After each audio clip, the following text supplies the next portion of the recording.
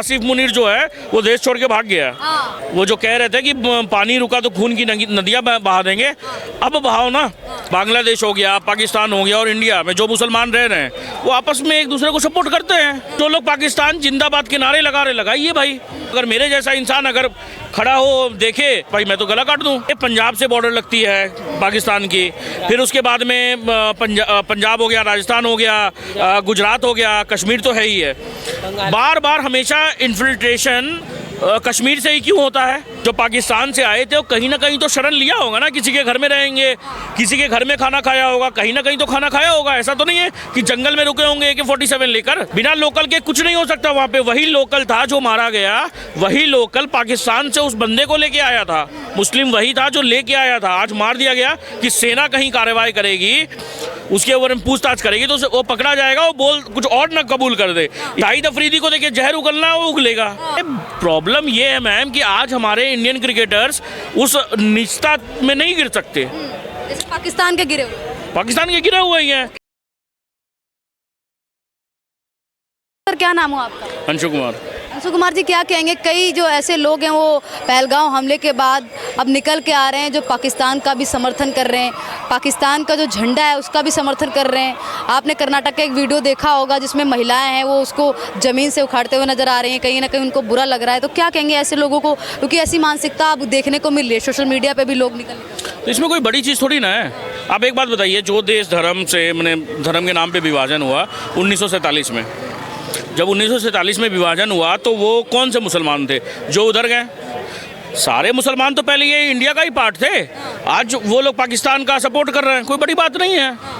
आज आप देखेंगे कि ये क्या बोलते हैं, बांग्लादेश हो गया, पाकिस्तान हो गया और इंडिया में जो मुसलमान रह रहे हैं वो आपस में एक दूसरे को सपोर्ट करते हैं, कोई बड़ी बात नहीं है। उसमें हो सकता है 1-2% लोग ना करें, इसमें भी कोई बड़ी बात नहीं है। आपने ये देखा होगा कि भैया हमदर्द वाला जो मुद्दा चल रहा था, आपने देखा होगा वो भी पाकिस्तान से आए थे, कोई बड़ी बात नहीं। आज जो लोग पाकिस्तान जिंदाबाद के नारे लगा रहे, लगाइए भाई, उनका शौक, मगर इस देश में नहीं होना चाहिए। मगर मेरे जैसा इंसान अगर खड़ा हो देखे कि पाकिस्तान मुर्दाबाद के नारे लगा रहे, तो भाई मैं तो गला काट दूं। गला काट देंगे आप?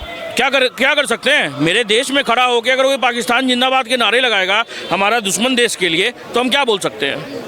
अगर कई लोग ये भी सवाल उठा रहे हैं कि बिना स्थानीय लोगों की मदद से इस तरीके की बड़ा जो आतंकवादी हमला है, आतंकवादी हमले को ऐसे अंजाम नहीं दे सकते, तो कहीं ना कहीं स्थानीय लोगों पे भी सवाल खड़े किए जा रहे हैं जम्मू कश्मीर और पहलगांव के। तो 1500 लोगों को ऐसे ही थोड़ी ना चिन्हित करके पकड़ा गया है, जेल में डाला गया है। 1500 लोग, सोचिए ना, 15 लोग नहीं 1500 लोगों को पकड़ा गया है। क्यों? आज वहाँ के लोग जिम्मेदार हैं। आज बताइए, पंजाब से बॉर्डर लगती है पाकिस्तान की, फिर उसके बाद में पंजाब हो गया, राजस्थान हो गया, गुजरात हो गया, कश्मीर तो है ही है। बार बार हमेशा इन्फिल्ट्रेशन कश्मीर से ही क्यों होता है? क्योंकि वहाँ पे उन लोग के भाई बैठे हुए हैं। आज उन लोग जाते हैं, उसको 6000 में 7000 में रुपए में मिलते हैं। इसी में आपने देखा 6000 में कमरा दे दिया था रहने के लिए। आज वो लोग जो पाकिस्तान से आए थे वो कहीं ना कहीं तो शरण लिया होगा ना, किसी के घर में रहेंगे, किसी के घर में खाना खाया होगा, कहीं ना कहीं तो खाना खाया होगा। ऐसा तो नहीं है कि जंगल में रुके होंगे AK-47 लेकर। वही महबूबा मुफ्ती ये भी कह रही है कि किसी मासूम को ना फंसाया जाए, किसी मासूम पे ना कार्रवाई की जाए, उसका घर ना उजाड़ा जाए, वो आप आराम से कमा खा रहा है, उसको कमाने खाने दिया जाए। इस आतंकवादी हमले के बाद किसी मासूम को न सताया जाए। साफ सीधी बात ये है कि महबूबा मुफ्ती यही कह, ये कमाने खाने वाला मुद्दा था क्या? आज अगर मुझे पता चलेगा कि मैंने समझ लीजिए एक धोखे से अगर किसी को रख लिया अपने रूम में और मुझे पता चलेगी ये चोर है या कुछ और करता है, जेब कतरा है या कुछ भी है, मुझे पता चल जाए, मैं तो उसी सन के सन निकाल दूँ उसके। और सबसे बड़ी बात है, अब कश्मीर का मुद्दा इतना बड़ा है कि भाई किसी को मैंने पूरे जांच पड़ताल किए बिना हम रख नहीं सकते। आज पुलिस वेरिफिकेशन होती है, सब कुछ होती है, टेनेंट को रखते हैं तब, मगर नहीं, उनको क्या है कि बस वहाँ पे आतंकवाद फैलाना है। आपको क्या लगता है बिना लोकल के ऐसे इतना बड़ा कुछ हो गया क्या? बिना लोकल के कुछ नहीं हो सकता वहाँ पे। वही लोकल था जो मारा गया, वही लोकल पाकिस्तान से उस बंदे को लेके आया था।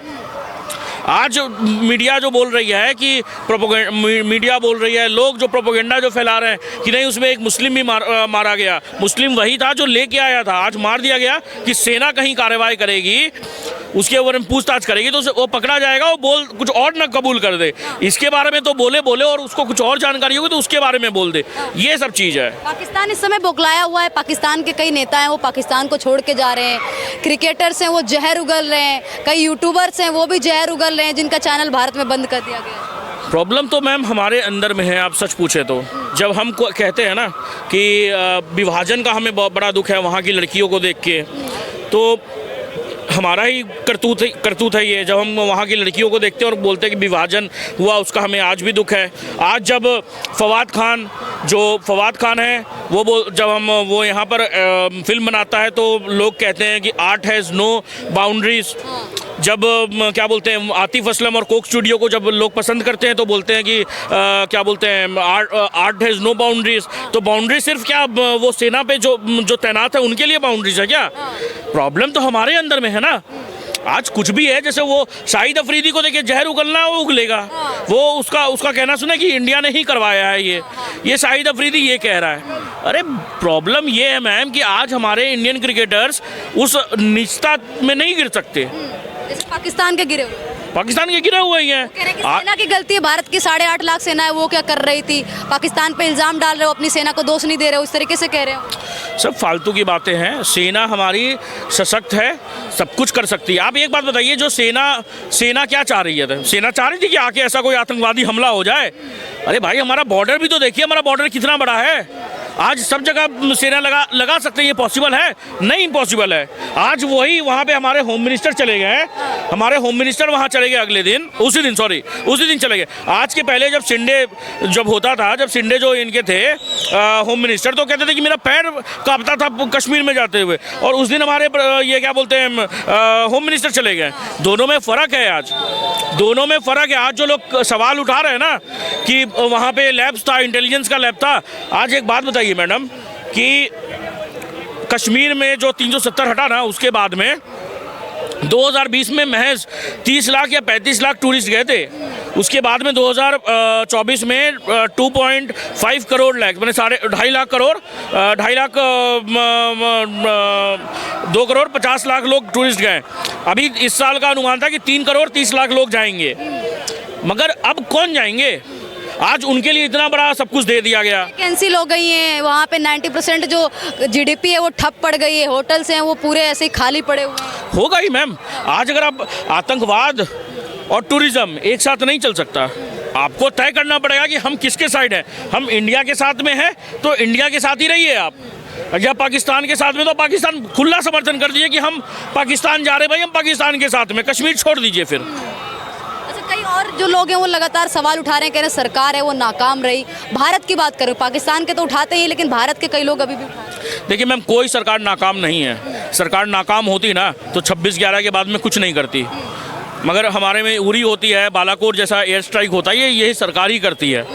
और पहले की आपको याद होगा, पहले के जब एयरफोर्स में और नेवी के और आर्मी के उन लोग बोलते थे कि हम रेडी बैठे थे, हम तैयार बैठे थे कि ऐसा कुछ सर्जिकल स्ट्राइक हम करें, हम रेडी थे, मगर हमें परमिशन नहीं मिलता। आज की सरकार में तो परमिशन मिल जाता है।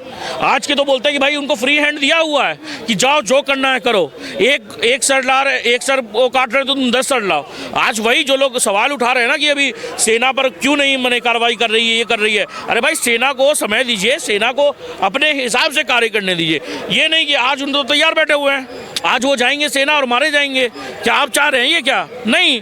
लेकिन इस हमले के बाद ये जो आतंकी हमला हुआ, इसके बाद विपक्ष में एकजुटता दिखी है, विपक्ष एकजुट आया और जो केंद्र सरकार है हमारी, उससे बोला कि आप पाकिस्तान के खिलाफ जो भी कार्रवाई करते हैं हम साथ में, भले ही आप पाकिस्तान के खिलाफ कोई भी कार्रवाई करें, या फिर सिंधु जल समझौता हो या फिर कोई और कार्रवाई हो।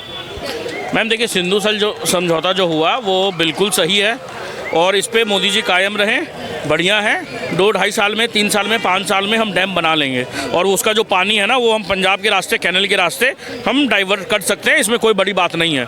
जब सरकार ने किया है तो वो सोच समझ के ही किया है सरकार ने, नहीं तो वो सारा पानी हम कहाँ रखेंगे वो सारा पानी। आज देखिए झेलम को बिना नोटिफिकेशन दिए हुए झेलम में वो उसमें डाल दिया गया, 7 फीट ऊँचा पानी का स्तर बढ़ गया।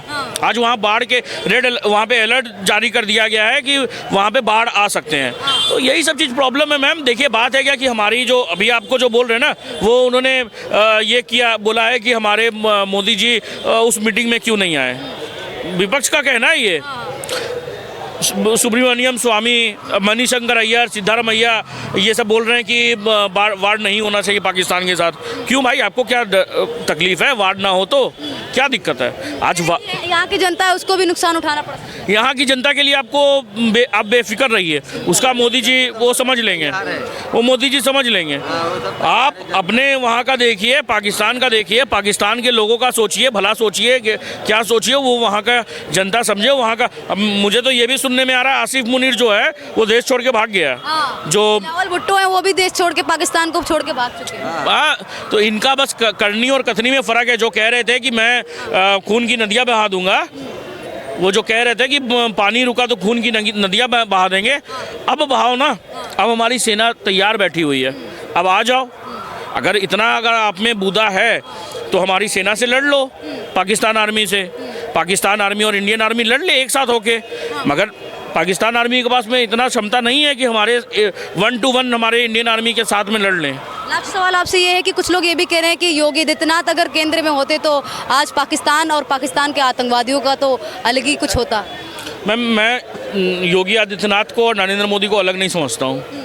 दोनों एक जैसे नेता हैं। और सबसे बड़ी बात, आज पाकिस्तान होता ना होता वो बात की चीज़ है, मगर सेना को समय चाहिए, सब चीज़ पाकिस्तान की स्थिति कुछ अलग ही हो सकती है। मैम, हो सकता है मिसाइल मार देते, परमाणु मार देते, मगर परमाणु मारना, देखिए परमाणु अगर हम यहाँ मारेंगे ना, उसका असर अमेरिका तक होगा। आज जो रीजन होता है, जो ग्लेशियर पिघलते हैं, बहुत सारा चीज़ होता है, एक पैरामीटर नहीं है उसके, 1000 चीज़ हैं। इंडिया एक मतलब ऐसा नेशन है जो लोगों के लिए सोचता है। हाँ, मगर जो इंडिया के साथ उलझेगा उसको अच्छे से छठी का दूध याद दिया जाएगा। ये 2014 के पहले वाला इंडिया नहीं है, ये नए युग का इंडिया है।